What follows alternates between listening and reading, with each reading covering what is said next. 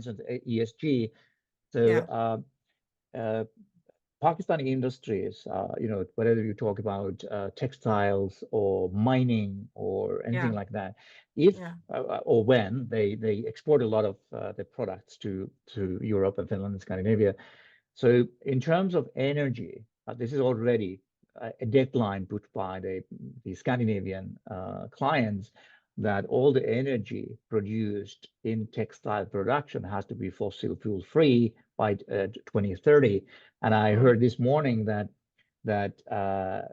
for example, in textile, so all the water they're using, so 30% of that water has to be recycled by 2025, so next year.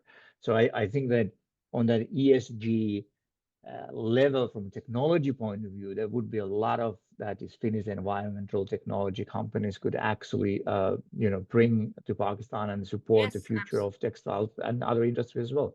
absolutely, absolutely. I think, I mean, it just if we were to talk about solar, I think in terms of solar power generation, there is a lot of opportunity because I think Finnish companies can invest in solar power generation, projects here in Pakistan, and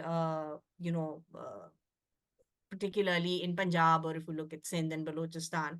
And they can actually take up design and construction and operations and maintenance of these solar power plants. I think we getting the right technology to Pakistan and then transferring it right Mm. And back.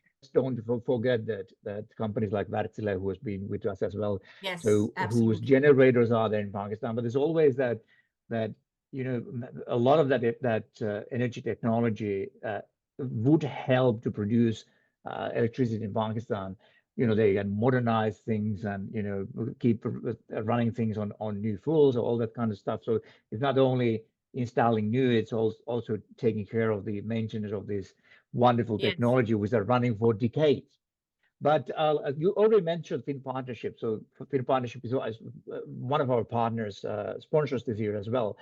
And you have been working with them. Seed Venture has been Yes. working with Fin Partnership. Yes. So, so this year, one of these special areas is targeting smaller companies as well. So connecting the Finnish buyers and Pakistani artisans and handicraft producers, so like interior products, home decors, textiles, and things like that, which are directly supporting also the women empowerment, as you said, and skills.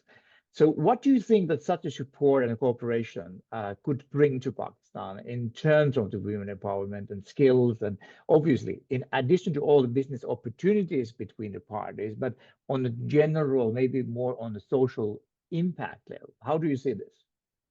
I think, Willie, there is massive opportunity here. So because when it comes to artisans or handicraft products or these small businesses, one of the main reasons that they're unable to scale up is because not all of them have an opportunity to be exposed to a larger market. I mean, we try that through our work where we're trying to connect them, through e-commerce to a larger market. But finding the right market or developing the right market for Pakistani products or vice versa, for an exchange of skill to happen, it's important because that's the only way that they will grow.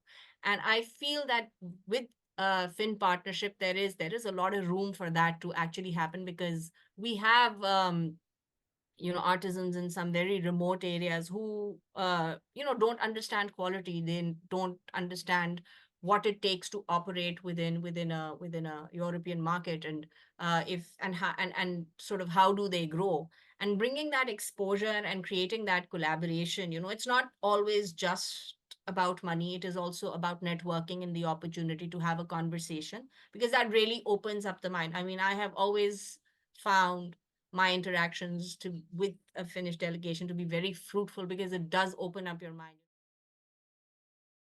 Is the opportunity to network and connect, and just that in itself, sometimes you just need to let that happen, and the magic happens after that. Just bringing the right people together in a room. I think you'd understand that because you're really good at it. I would say that you cannot understand Pakistan until you visit it, and you cannot understand the depth of a business opportunity or the diversity of it until you visited the person with whom you want to do business. It's absolutely important that you engage.